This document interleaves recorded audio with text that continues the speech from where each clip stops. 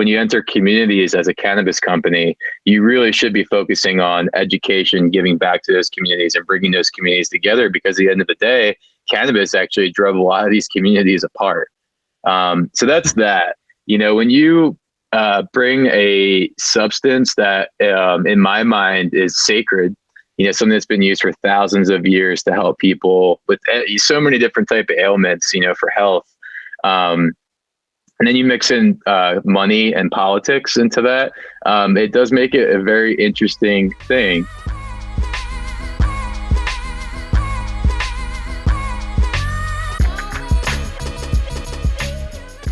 Hitting the sweet spot. Cannabis times marketing. Cannabis and marketing are, well, slippery bedfellows. The market demands one approach, but the law requires another. And the disparity between the two varies enormously, depending on where you are. John Shute, founder and CEO at Colorado-based cannabis marketing agency PufCreativ, is no stranger to figuring out how brands of all ilks can make their mark, in spite of the fluff and the flux. But where exactly is the marketing sweet spot for cannabis? And we are live on the Lobsterpot podcast, and I'm Dave Barton, and I'm the co-founder of Thermidor, along with this other man called Jamie, who is just up there, but you probably don't see him up there, but not that he's God or anything. Well, to some he might be. Are you God, Jamie? How do I respond to that? I don't know. I just say no. That's the easiest way. I'm just going to put that down from the start. Definitely not. I was hoping for something a bit more profound, but no is good. No is good. But we're talking about the gods of creativity in the cannabis sector. Then this man who we have on our show today, surely given recent performance by his agency PufCreativ, awards him such a title. I'm not trying to big you up, John, or anything, but here he is, John Shute, a co-founder and CEO of PufCreativ and AdCan award-winning agency. Welcome to the show, sir. Tell us more about your recent accolades, because it's quite something, actually, isn't it? What an introduction, man. I wish I had you guys for every single call and panel I spoke on, honestly. Yeah, if you need a new job. Man.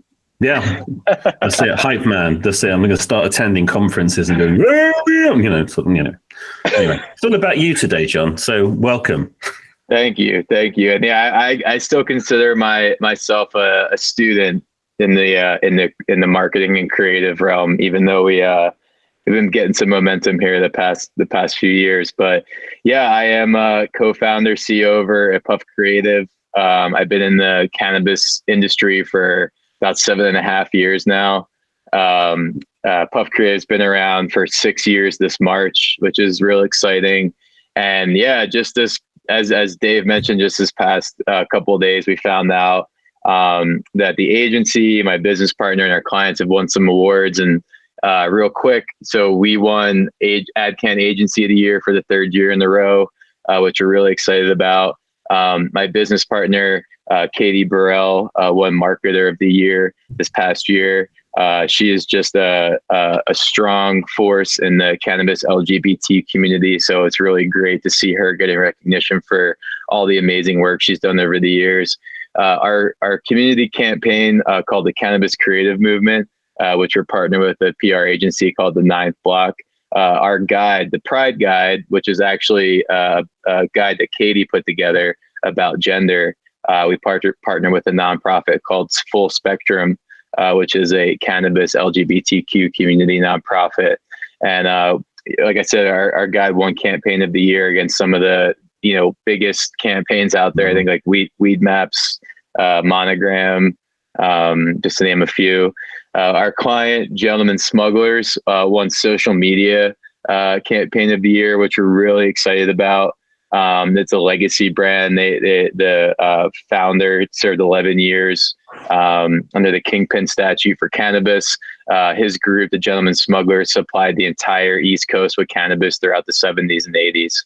Wow. Yeah, it's a crazy story. And then our other client, who's also we're partners in the company, Minerva, which is a microdose vegan edibles company out of California, won Best Packaging Design of the Year as well. So really, really proud of all that. That being said, like I mentioned, we were up against some of the best out there. So, even though we won, and I'm really proud of that, it's definitely worth looking into everyone else who was nominated, because, I'm just blown away by some of the creativity in this industry. And we're friends, like we don't like having enemies. Like, we're friends with everyone out there who we're competing against and, up against on search engines and things like that. So definitely don't good sporting rivalries kind of thing. But, yeah.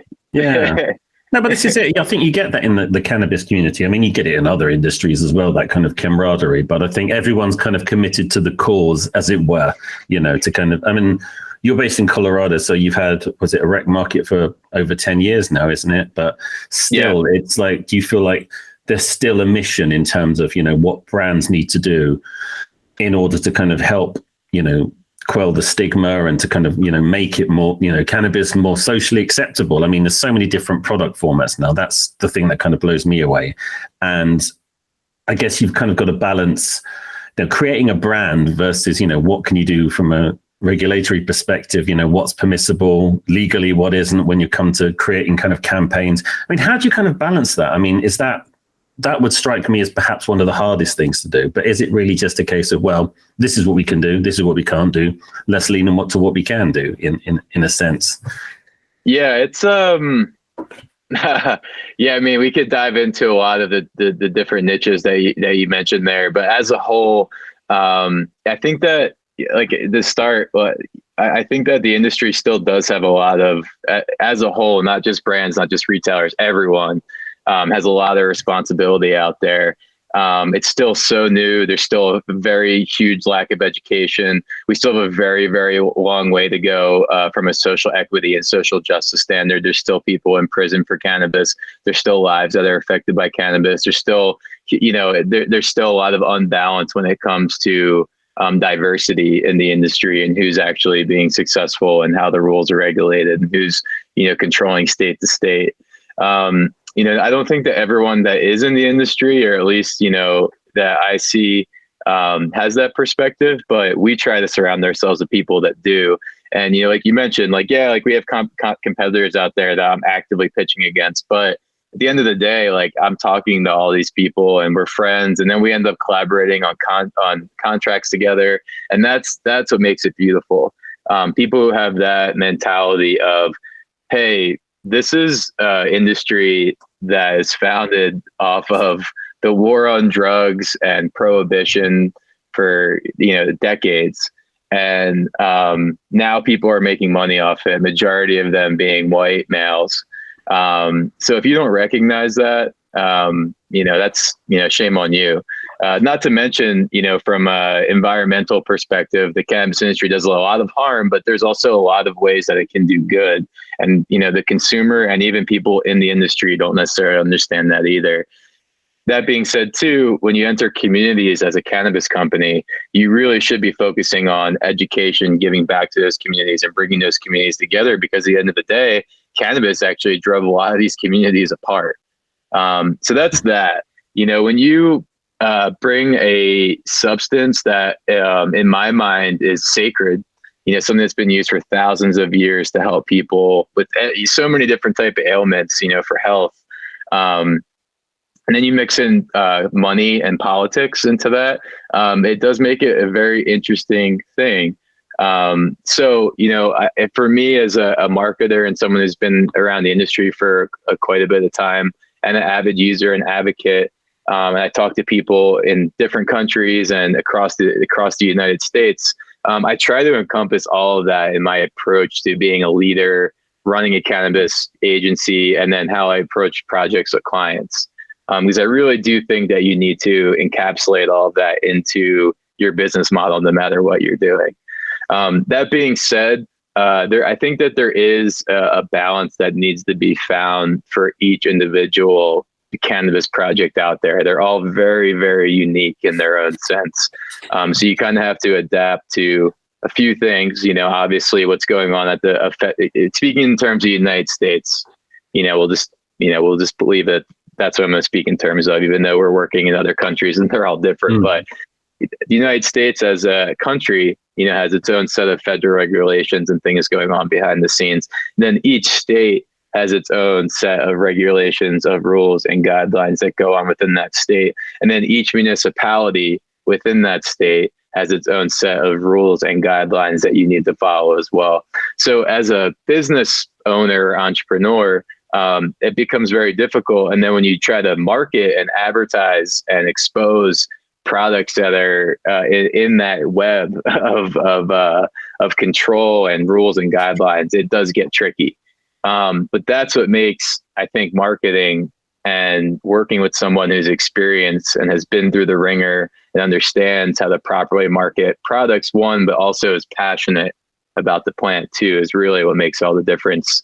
I think in this day and age in cannabis, at least. And I did forget to mention, my business partners and I are also in the middle of going for our retail license in New Jersey, where I'm from.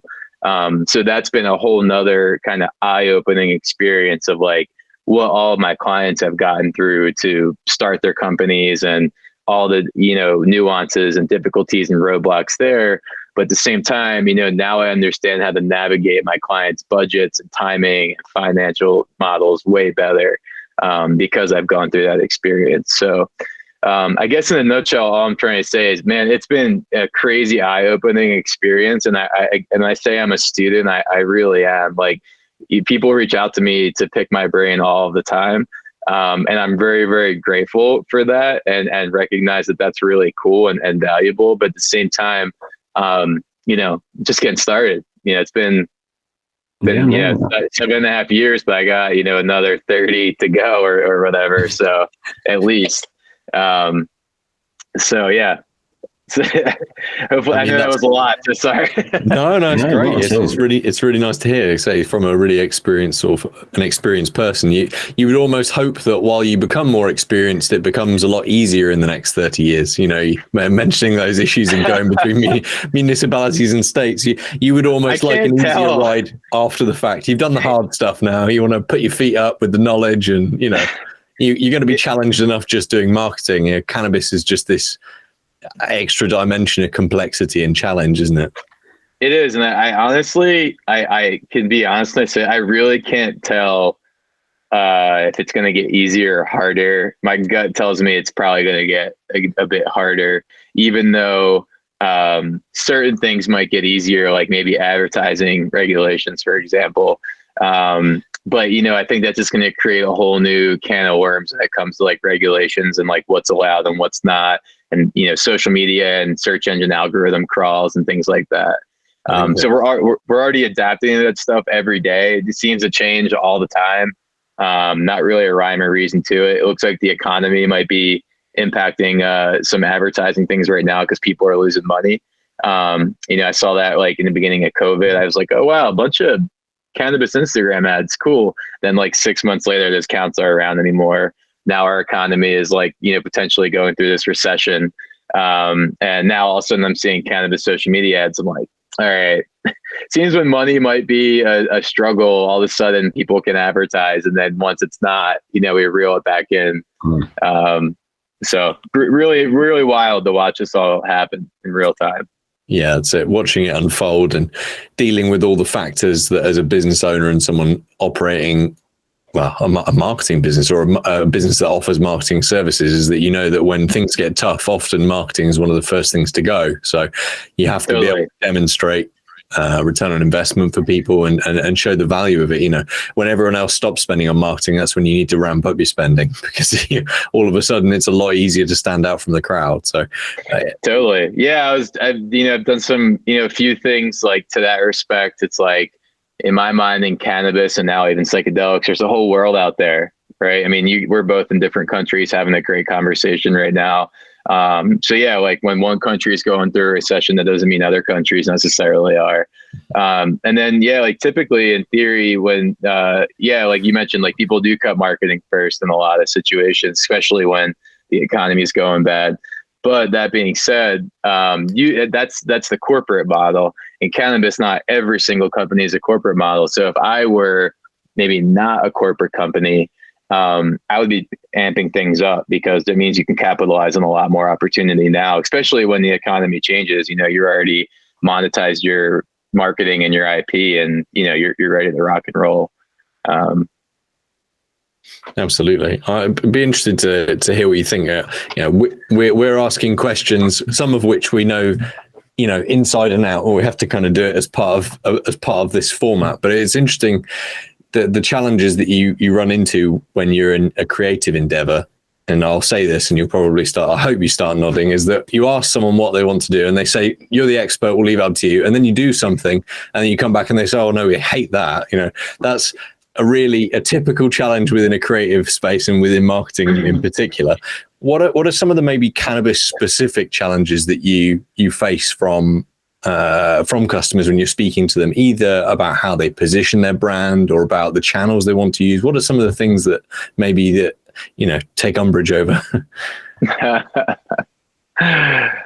Man, we could do a 5-hour podcast on that, but that's always the funniest example.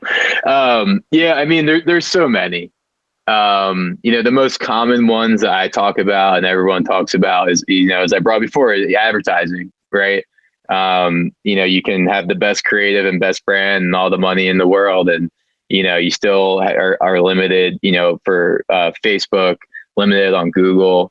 There are some exceptions. There's workarounds. Are they really worth it? A lot of times they're not, unless you have a lot of money that you can just throw at those kind of things. Some people do, and sometimes it's worth it. Advertising is always tricky. Even if you're getting normal ads to go through, whether it's print or digital, there's some type of workaround. So if you don't have, again, that budget to, push over to get those impressions you're looking for, or that return, a lot of times it's not worth it. We work with some great ad partners. Programmatic advertising and display advertising works really well if you do it right. And it's trackable too. Most of the tech partners that we work with in the industry, whether that be POS, online ordering, programmatic, customer loyalty, we try to advise our clients to integrate together. So those tech stack groups are working in harmony, and you can see, hey, we acquired this customer this way, converted this way, this is how much they spent. So you can track and see where all these funnels are coming from, which is cool, which wasn't really, you were necessarily able to do easily, years ago. And it's getting easier for retailers, and it's getting easier for brands in a sense. They still have their own respective challenges. Another big challenge is just on the branding and packaging front. I think that a lot of conversations that are had around that get interesting because there's a lot of time and money that can be spent on those exercises and on that inventory.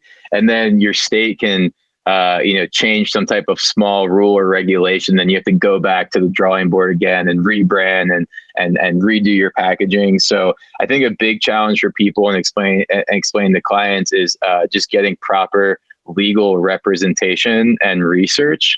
We come from a ton of experience, and we're always going to implement best practice, and we can do all the research in the world. But I'm not a licensed attorney who specializes in a specific state or anything like that. I like clients will lean on us, and I make that very clear. I think that there needs to be a lot more legal research done before even engaging with someone like us, or engage us and let's all collaborate, while we're going through this together. And that's what I normally like to do. But a challenge there is that, and I look at my next point, is that cannabis is expensive to get into. There's a lot of challenges and costs that come up along the way that are very unexpected. And a lot of times, people are just barely skimming by just to get to the point of talking to someone like me.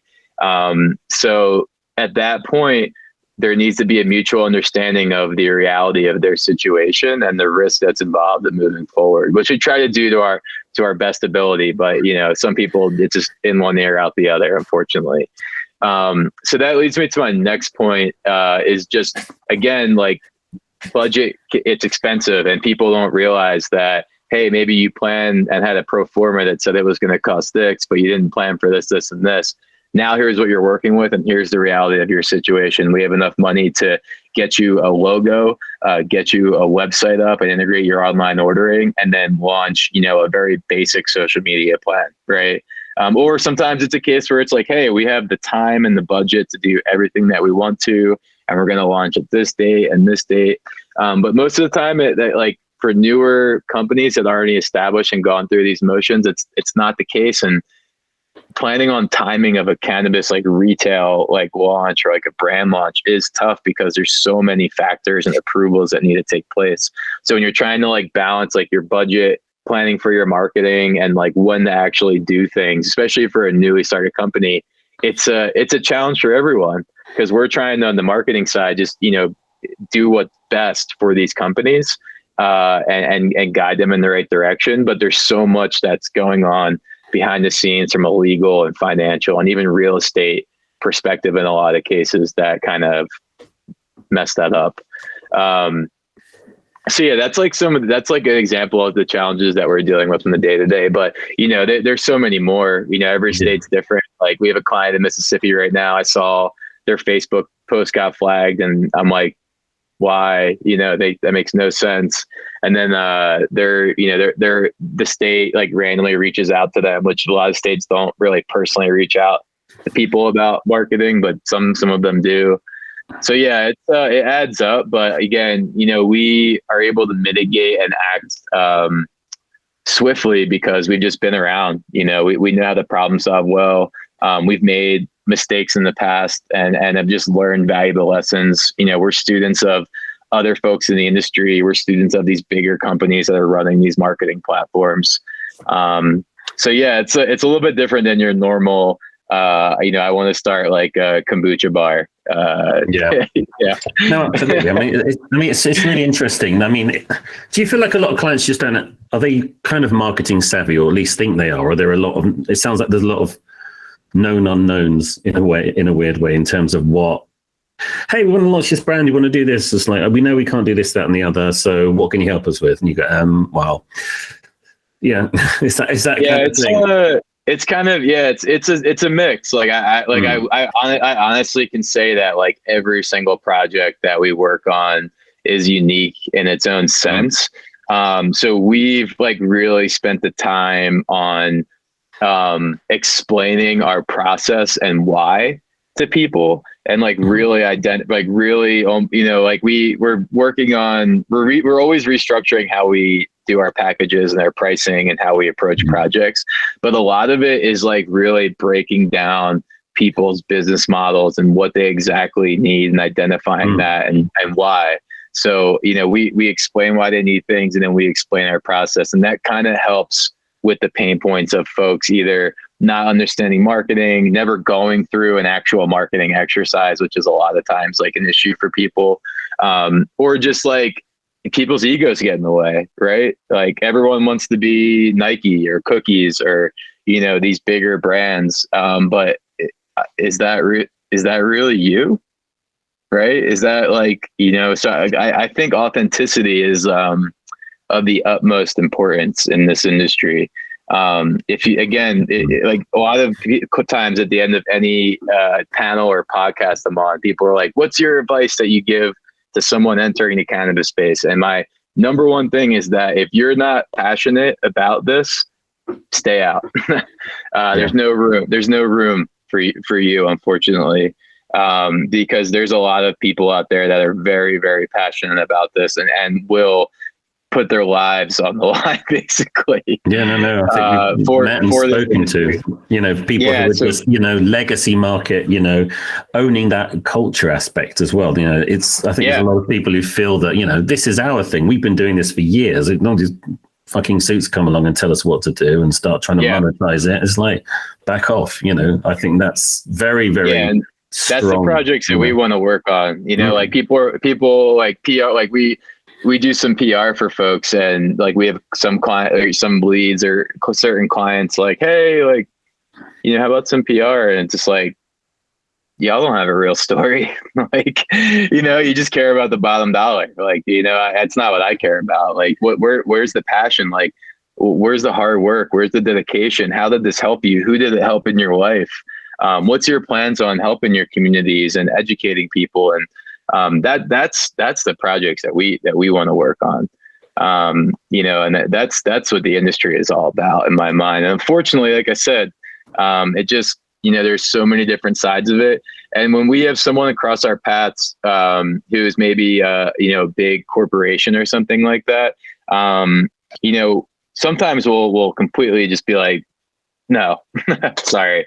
In other cases, we'll have a productive conversation, and we take that as an opportunity to influence, to do good. Sometimes people wear corporate suits but have good souls behind them, and they're maybe the people who founded these bigger companies, they were this piece of shit old white dude. Sorry for my language on the podcast, but but they've hired people, and there's been turnover, and there's been lessons learned, and there is a glimpse of hope for doing good at a large scale. Like a lot of these companies have a lot of money and resources and just need guidance in the right direction. So if there's an opportunity like that, and there's a few projects that we're working on where I believe that's the case, we'll take it, because we realize that we can have a large impact to do good. We can involve other clients, other agencies in these projects to help at a national and even global scale. And that's kind of the purpose of our Cannabis Creative Movement project is, education, nonprofits, community. And then now the next phase of that is now we're going to start bringing in other cannabis companies and brands to start collaborating with us so we can start distributing these guides. So yeah, I got too much going on, but yeah, it's exciting to have an opportunity to change people for good, or at least influence them if their heart wasn't there right away. I think it's always a fascinating thing. I think about this, the difference between a big commercial organization, a big corporate.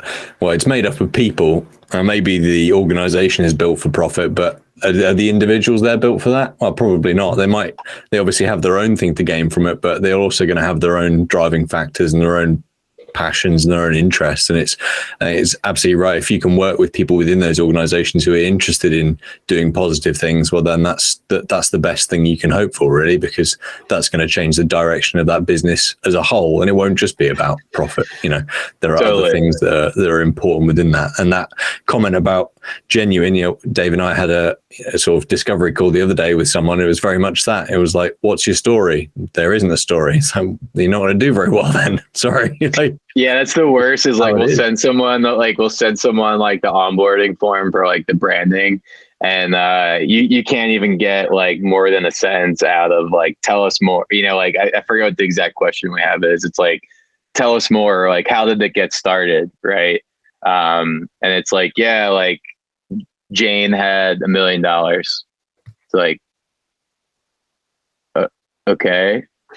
All right, like you had money and just wanted to get in. All right, cool. Like we're not. Wow, this is going to be rough. But we'll take the million. Yeah, we'll take the million. Yeah, we'll do something good with it. So that's the thing, isn't it? There's projects where it's like, sometimes that there isn't a story, and then you still have that person with a good soul and intention, and maybe they were just thrown into a situation that was out of their control. So again, if you're working with good people and there's hope and like a vision for the future, that's like, the least that you can ask. You can tell within like a couple minutes of talking to certain folks like how things are going to go. That's like a big thing is like we always go with our gut. And we tell people no all the time, and like there's client relationships where we'll just have to like politely decline.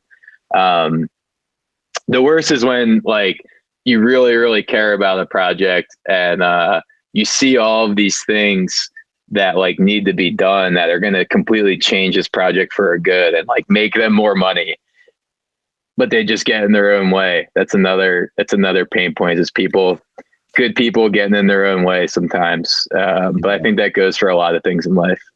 I feel like we should just set up a counseling session for marketers, and we can all huddle around on like one evening, Marketers Anonymous, and just share stories, and we were have a little group sort of weeping session, and just make ourselves feel a little bit better, because I'm hearing a lot of our own troubles here. Yeah, there's a lot of marketers out there that agree. I think every time I talk to a marketer, we're like, we should do a therapy session, like as a group, like.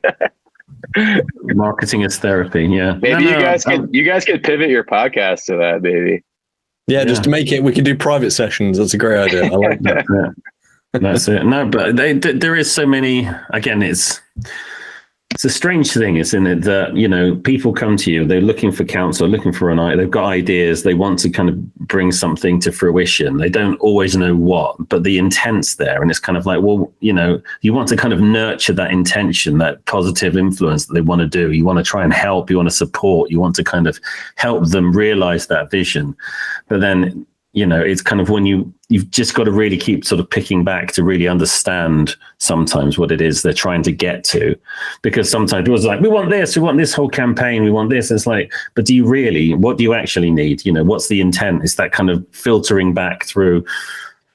What you really want to do is create something that is this, it's that intention, isn't it? It's that overarching objective, the impact they want to create. And I think that is something that's central to all marketing. People start coming to you and telling you, we want to be here, we want to be there. It's like, okay, good.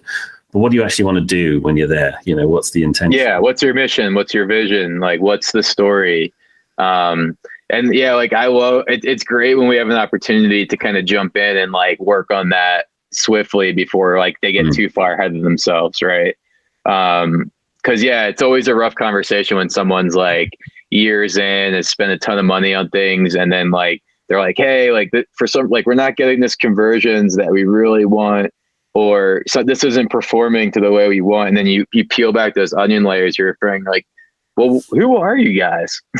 Like your logo looks great, and like you have great, like your social media looks really cool, but like who the hell are you guys? And like what are you really trying? Like what's the point that we're trying to get across here to consumers? And like who's your real target market here? Have you guys like really thought about this? And a lot of times that's the missing piece to the puzzle, like as a consumer, and especially like as people become more educated in these like more mature markets, those are the types of things that they're paying attention to. You look at Google Analytics at like a large scale with bigger companies and smaller companies, and educated markets, like product search, it becomes a very valuable thing to retailers out there specifically. And what that tells me is that that's an educated market. And why are people choosing these products? It's because those brands really care about the consumer. The product's great. There's a story behind it. The consumer believes in the people behind that brand. Again, there's this corporate money, like huge industry thing going on, but there's also this culture, passion, like people have been consuming cannabis for their whole life, out there as well. So yeah, I just, all the foundational things are really, really important for these cannabis companies, but intermingling that with the uniqueness and sacredness behind the plan is the real thing that I think is going on. Yeah. No, I just think you need to have to participate in the industry. You have to have a bone of advocacy about you in some form, whatever it is, whether you're doing marketing, whether you're corporate finance, lawyer, whatever it is, there's got to be that, or you've got to be prepared to kind of embrace that. Yeah. Otherwise, like you say, becomes clear quite quickly that there's no authenticity around what you're trying to do, or there's no desire to do that. And I think that desire is just as important as, having a long legacy. And I think maybe that's because there are a lot of legacy players sort of active in the market, and rightly so. New people coming into the industry is kind of like, well, their passion may, they might not have the experience, but if that intent's there, if the desire to learn and help and educate, and you have to kind of give back and be part of that, or understand that that's part of what you need to do to be taken seriously. And also, just genuinely, you have to be of a certain, mindset, I think. Because it does touch so many different communities. You're talking about, sort of social equity and sort of LGBTQA and things like that.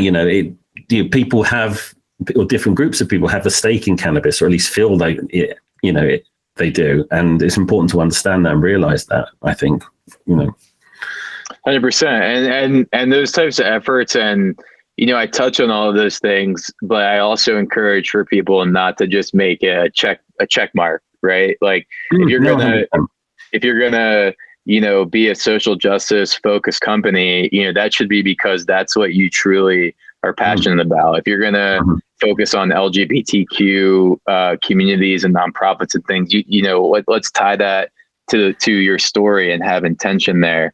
A lot of people there, I see all the time. It's like, all right, cool. It's Martin Luther King Day. Like, like, let's recognize him. Yeah. But like, what are you really doing to push towards his vision? And, are you just putting that social media post up for likes, it's that whole thing. Pride Month. Yeah. It's like that's why we put out that Pride Guide about gender, because people don't understand, gender terminology. I'm still a student as well. And I make mistakes all the time. And, I've been a huge advocate for everything that we work on, all these community programs. But again, everything that I do, I still am just learning every day. And I just, I try to put my heart in the right place. And, I just encourage everyone else to do the same thing, learn, have good intention, and like, be true to yourself and, other people. No, 100%. I think that, that's a wise word. So I guess it's that kind of thing, like, it's easy to piggyback on a cause in a way, isn't it? Like, hey, it's Valentine's Day. Which strain do you love? Kind of thing, and it happens. And to an extent, it's fine. It's a bit corny, but again, at the same time, you see that in so many sectors, but, people need those kind of things to kind of almost navigate kind of different scenarios. But when it comes to something that's not just an occasion, is actually about a community, is about struggle, is about something that is integral to people's lives, their identity, the who they love, that kind of stuff. It becomes a lot more serious, and it has to be treated in the right way. Totally. And I mean, and a lot of people think that it just comes down to finance and money, right? Like, oh, like we should raise money, and like, if, I can't donate to a nonprofit, so I shouldn't actually participate in this. It's like, no, why don't you educate yourselves and turn your education into content? Actually try to teach people about these nonprofits, and maybe try to guide some traffic from your social media to these people for resources, right? You can I turn every one of my lessons pretty much into content. I turn any question that someone asks me about marketing or why they're not performing well. Cool, great blog topic for now. I can just send the link moving forward. I encourage that for anyone who's in this industry, because you're always going to have something to learn, and there's always going to be questions that pop up along the way. So why don't you just turn all of that into content? And the biggest thing is, people are so sales driven with their content, but really, if you're passionate in educational with your content, that's when you see the most sales, not just like shoving BS down people's throats. Right. And that's true just of any sector, really. And that's the whole thing. Yeah, totally. And that's what we come to realize, really. I think it's, it's about, we also do stuff sort of in the tech space in the past and things like that, and have sort of embraced that. And it's kind of, it's not just about what this thing can do, it's about the impact it has, and I think that's not much like bells, whistles, like features, functions, it's all of the above, but it's removed from that. It has to, it needs to be, what's this going to do for your business, or for another business, or for your customer, or how's it going to improve someone's life or their work, or whatever it might be. And that's the kind of angle that I think some people, it's like, well, we just want to talk about how great it is. It's like, well, no one else gives a shit. That's the problem. And that's the reality. You have to keep fighting for that, and then when you transpose it to a different thing that's like cannabis, it becomes a lot more, I guess, loaded politically in some respects, but also, there's a genuine impact that, can be positive impact they can have on communities as well as just businesses, so again, it's that aligning all of those things together that I guess companies need. Do you feel like companies within the space are, that you're speaking to kind of know that already. A lot of them, the ones that you're sort of working with, they get that, they get the, they're not paying lip service to anything. It's like, we're committed to this. We're going to do it. Type thing, I mean, we try, sometimes we get tricked, but I mean, everyone that we work with, in our mind, either is actively, that's their mindset, or we see the potential of, hey, this is a really good person and they're going to be willing to work with us to like really improve their marketing in this way and do good things.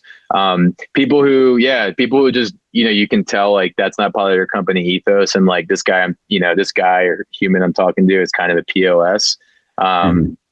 We don't have time for it, right? Neither does the industry in my mind. Again, like if you're not passionate and you don't have the right intentions for the consumer or the rest of the industry to better it as a whole, see ya. Yeah. No, there's no room for you. I'm sorry. And it's a blunt thing to say, but yeah, just at this point, that's how I feel. A lot of people are out here just like wasting their time, or trying to at least. So yeah, no, not to take a negative turn there. But it's true. I just try to get that out there because it seems now more than ever everyone's just jumping on the train without really knowing what train they're jumping on. But that's it. It's I guess it makes for an interesting conversations like these. That's for sure. If nothing else, it's comparing battle stories and things like that. And I think that I don't know what, as a kind of wrap up question, you think what in terms of kind of the sort of brands and sort of the way that marketers will be approaching the sort of cannabis sector sort of moving forward this year. What do you think? Do you think there's going to be any sort of major difference? I mean, do you feel like companies are trying to wake up to certain things, or what's your kind of take on that? I think this year, and we kind of caught the vibe towards the mid to end. I guess really since kind of COVID, to be honest with you, and especially as we're approaching 2023, we're in 2023. I think now is the future planning mode. And that's what we're going to see. Everyone peeling back the onion layers, really prepping for either an exit, to expand state to state, expand in their current state. That's this year. These next couple of years is like it's growth time, and a lot of people are recognizing what we're talking about and how to grow the right way. Most projects that we're working on a lot of projects. We offer a ton of services. I didn't even talk about any of that, which is totally fine. But a lot of projects that I'm personally involved in right now are with companies who are trying to go state to state and or expand on their business model and do things the right way. So, me and my partners will pick apart, we'll identify, hey, these are the pain points. These are what we see wrong with your current platform. Here's the approach that we're going to take to solve A, B, and C. And then here's the approach we're going to take to execute this on the day-to-day and the long term and oversee it. A big pain point we see in the industry is that there's no communication between the sectors of marketing. So like people get passed off between different marketers and agencies and whatnot, where even if we're working with other agencies on things at different points in the life cycle, there needs to be some type of cohesion that takes place as you get to the next step. So a lot of folks like working with us because we can just kind of take on every step of the way and or have experience in collaborating with other folks like yourselves at certain points within that phase as well. Where like a lot of agencies either don't have that experience or just like don't work well with others, where it's like we're just trying to take the path that's going to get our clients and the industry to be in the best place possible, whether that's with us for everything or not. I see that this is despite what's going on in the States, at least right now with our economy, I see this as a big growth year for everyone. It's about to take off. I've been feeling it in my toes. As all these new states come online, all these new countries come online, there's gonna be explosion. So buckle up. Well, I look forward to that. It's definitely to be looked for. I'm excited about it. When you say growth, that's a great sign. So Yeah, that's at least how I feel. That I could be wrong, but that's what I'm saying. Absolutely. Cool. No, thank you so much, John. Thanks for your perspectives. It's always good to speak and talk the marketing talk and understand. It kind of helps us actually, we're not alone in this. There's other marketers. I hope feeling it too. I hope it was helpful. I mean, I kind of just absolutely, was speaking out loud and, No, we're good. It's all good. But cool. But no, thank you for coming on the show. And we hope to catch up with you again soon. Me too. Thank you for having me. Thanks, John. Cheers.